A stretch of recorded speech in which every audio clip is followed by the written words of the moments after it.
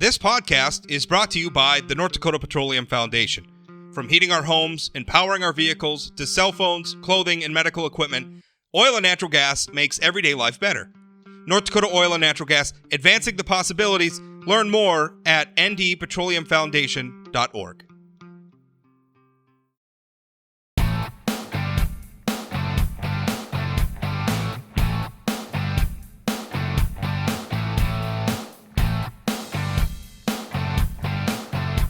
Welcome to another episode of Plain Talk Live. I'm your host, Rob Port. Rail safety and rail infrastructure in general is hugely important to the state of North Dakota. Historically, it's important to our modern economy. I don't know if you've noticed this driving around the state. Every single little town has a railroad running through it in the state of North Dakota. I have yet to run into a town that didn't have one, at least at one time. I mean, usually if it doesn't have one, if you're driving around, you'll probably cross what was an old railroad crossing that used to be there. That's how important railroad is to North Dakota. And the explanation for it is very simple. We're an agricultural state.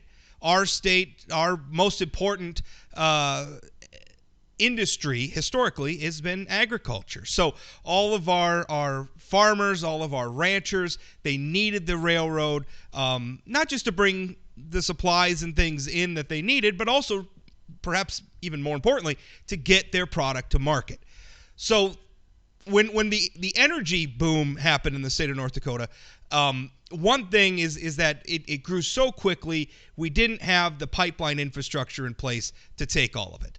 And in fact, I don't know that all of the oil produced in North Dakota will ever go out by pipeline, because just from a market perspective, sometimes it just makes sense to send oil to market on rail. So, and obviously we all know about the fraught politics around building pipelines and everything like that. So for a while there, we were shipping a lot of oil by rail, and we had some incidents, not a lot of them, but enough of them, and they were big incidents. I think the one that comes to mind in our state is the Castleton derailment that created a mushroom cloud not so far outside our largest metropolitan area in the state. So that's a scary thing. When that happened, one of the reactions to that was, hey, the state of North Dakota at that time had no role in inspecting our rails to make sure that they were safe and up to code and up to snuff. That was something that was handled exclusively by the federal bureaucracy. So the idea was, let's start a rail inspection program. Let's supplement what the federal government is doing. Let's be more rigorous to make sure that our rails are safe, because I'll tell you, not only do we want our rails to be safe for all of our important industries to get their product to market, but we also don't want to give the political factions out there in the world that we know exist, that we know would love to find any excuse to stop or to inhibit oil production. We don't want to give them any talking points. So number one, safety. Number two, well, heck, it's great for our economy. But it's been a little bit of an uphill struggle to get this frankly rather modest rail inspection both off the ground and to keep it funded. So the person who was kind of the mover and shaker behind, well, not kind of, was the mover and shaker behind the rail safety program was Public Service Commissioner Julie Fedorchak. She joins me on this episode of Plain Talk to talk about this situation. And Julie, tell me, first of all, I mean, give us some of the backstory about how the rail program came into place. Am I misstating it? Did I get carried away with my description of how this came to be? I think you described it actually very accurately, Rob. That's exactly that was the exact impetus of the development of the state rail program. The federal government does provide inspectors to inspect the rail system throughout the country through the FRA, the Federal Rail Administration. But they have long offered a state supplemental program, which, something like 35 states take advantage of and do hire inspectors of their own to go out and supplement the work for the very reasons you've identified. And a couple of them that we found important to North Dakota is that our state inspectors are accountable to us. Like, I meet with them on a monthly basis personally. And so that's a lot different than trying to find somebody in the Federal Rail Administration to answer our questions when we have a really, significant concern about rail safety. And as you mentioned, there's railroad tracks that run through the very middle of every single North Dakota town, almost every single North Dakota town, 290 of them. And so there's very little tolerance for, or margin of error for, a problem that happens on the rail system. And we want to keep it running smoothly for our top industries. So those were the key reasons that we pursued this. It's long existed as an option. And there was funds being collected by the rail, diesel fuel tax on the rail system already. And just a portion of those funds have been redirected these last 6 years to be used for this program. It didn't require a new tax. It just was a reassignment of some of the funds in, quite honestly, a way that the DOT, which collected them, felt was more appropriate and more beneficial and provided a stronger return on investment. And they still believe that, especially after seeing some of the results of the program. And so I think it's just a win-win for everybody. It's a better use of the money, and it's having some good results in our state. Why was it such? I remember back when this was first being debated before the legislature, and what was curious to me is why it was such a heavy lift to get this in the first place. And if I'm trying to remember back to the debate, and it seemed to me the arguments were, why do we want to do something the federal government's already doing? Why do we want to bring that to the state? Why do we want to spend our precious tax dollars on this? But I guess the opposition to it in some ways, even though it did pass and it was created, there was opposition to it at the beginning, and it seems like there almost continues to be sort of obstinance to it, where we look at where there's an unwillingness to make this a permanent appropriation. We have a sunset on this program every 2 years, where the legislature, there's a question of whether or not the legislature is going to reauthorize it. Now, I know I read a recent article where we had several of our lawmakers say, well, of course we're going to reauthorize it every year. But if that were really true, then why the sunset? Right? I mean, we don't do a sunset on school spending. We don't do a sunset on university, because we know we're going to do that spending every year. If this is that important, why are we doing a sunset? That doesn't make any sense to me. And nor does it make any sense to me, which is why we continue to argue for the removal of that sunset. And quite honestly, it's just a small number of people in the legislature, in the House in particular, that still are obstinate, as your word, and I think it's the correct one, obstinate about this program. And quite honestly, I don't even know if they've read the reports about what the program does, what we're finding, what the results are, how it's funded. I don't know that how even aware they are of the facts of the program and what it's done. So I have a lot of frustration over that, and here's why. Just recently we lost our track inspector. He had been with us since the start of the program. He was the first person we hired, and he went back to the railroad for some pension reasons that actually another issue we need to get worked out. But so he went back to his old job, and we were rehiring for that position. And in the first round of the hiring process, our top candidate declined the position because of the temporary nature of the program. And that's the reality. It's a competitive marketplace for employees out there. These are highly skilled people. You can't just be a man off the street and come in and be a rail inspector. These are people who have done the job and are trained to do the job and know what to look for. And they're in demand. And so they don't want to just willy-nilly leave a job to come work for a temporary program and have that risk. And so we just felt like, it's proven itself. We need to get rid of that sort of cloud out there of uncertainty for our employees. But they refused. That was a point I was going to ask, and we should be clear about what the cost. Because obviously, if we're going to talk about the debate around this and people concerned about cost, we should talk about the cost of the program. Now, my understanding is that what was just appropriated or just approved by the just completed legislative session for the next 2 years was $600,000, which breaks down. We're talking about a 2-year biennium, so that breaks down to $300,000 a year, which frankly is modest when you consider about the billions of dollars worth of economic implications that railroads represent for our state. Again, agriculture, manufacturing, the energy industry. This is hugely important stuff, and also public safety, because I'm could maybe go outside my house right now and hear the railroad rumbling through the valley right here in Minot. So $600,000 to me is not a lot of money. And part of me wonders if you're trying, because again, like you said, you can't just hire me to go out and look at the tracks and say like, oh well, they look okay, because I don't know what I'm doing, right? I mean, you gotta have experience, you gotta have some expertise, you gotta know what you're doing. Otherwise, the inspections are meaningless. So to attract that sort of talent to come and work for a program that may only last for 2 years. I mean, these are human beings we're talking about. They have families, they have careers. I mean, they want to be prosperous, they want to make money. Are we ended up having to pay more maybe than we would otherwise to get people in the door? Well, I haven't noticed that as a result because, we have the money that we have. So there's a maximum that we can pay.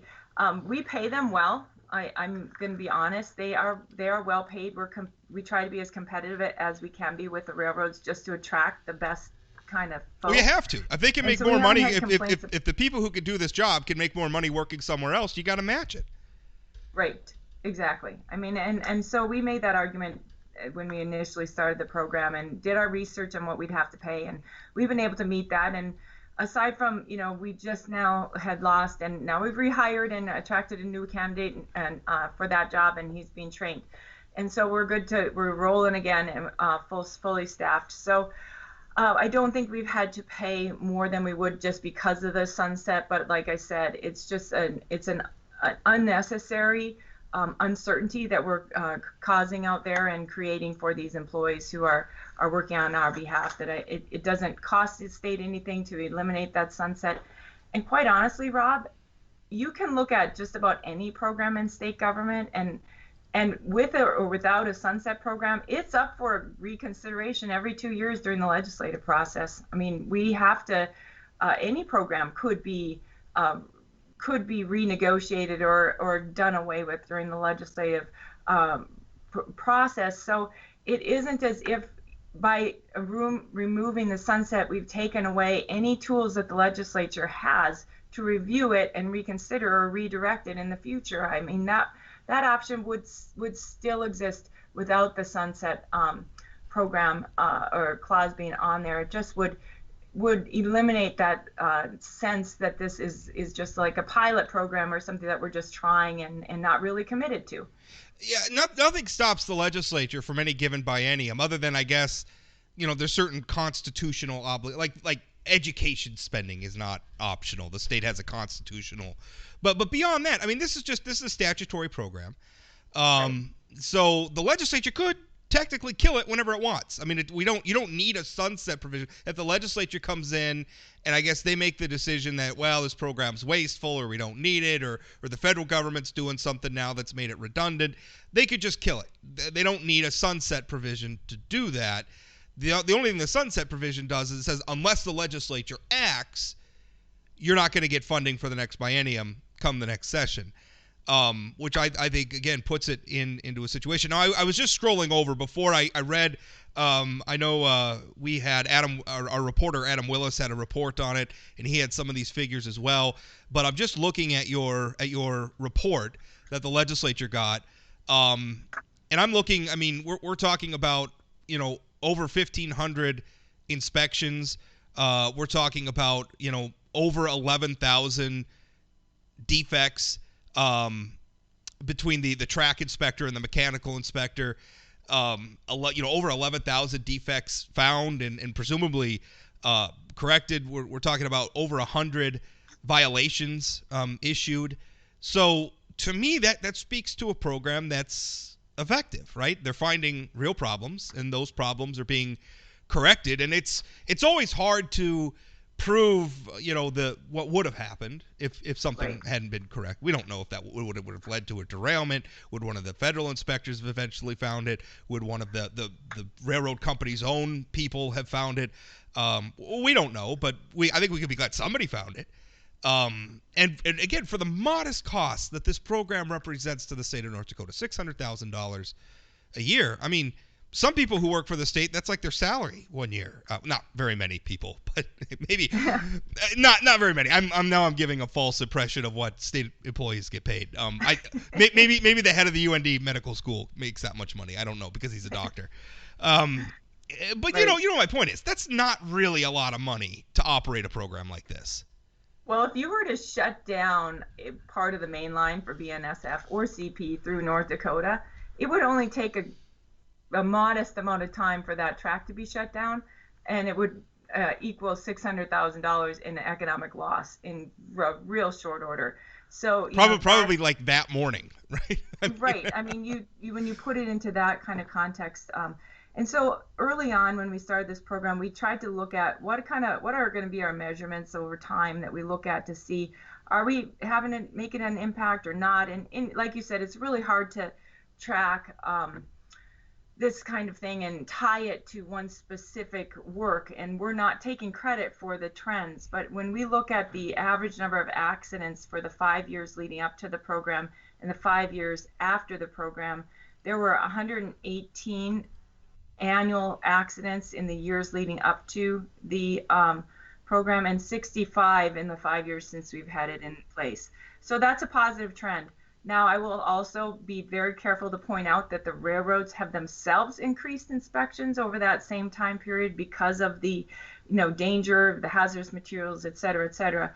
But most certainly having a couple more third-party eyes out there, boots on the ground, holding them accountable to make the fixes that they find and that sort of thing, it helps. I mean, we know it helps. I can give you a couple examples if there's time, but well, let me ask you this: is there because we know the feds are doing it, we know we're doing it, and we know that the railroad companies themselves are doing it. Is there coordination saying, like maybe with the feds in particular, saying, hey, we covered this area, you cover that area? Is that sort of thing going on? Yes, our inspectors coordinate on a very regular basis with the federal inspectors and sometimes they do team inspections, and so they work pretty seamlessly together and try to coordinate to make sure that they aren't duplicating efforts. Sometimes it's helpful to have an inspector come through the same territory like 2 weeks later or 3 weeks later to see if some of the things that were identified have been fixed then, so there's things like that you can do collaboratively to really improve the effectiveness of the oversight in general. But the things that are being found, some of them are easier fixes, safety type things, maybe for workplace safety. But one of our inspectors, the mechanical inspector, found a train that had been loaded with crude oil, was cleared for departure from the state with multiple cars, 59 total defects on 41 defective cars with broken side bearings. It had been previously inspected and cleared to go.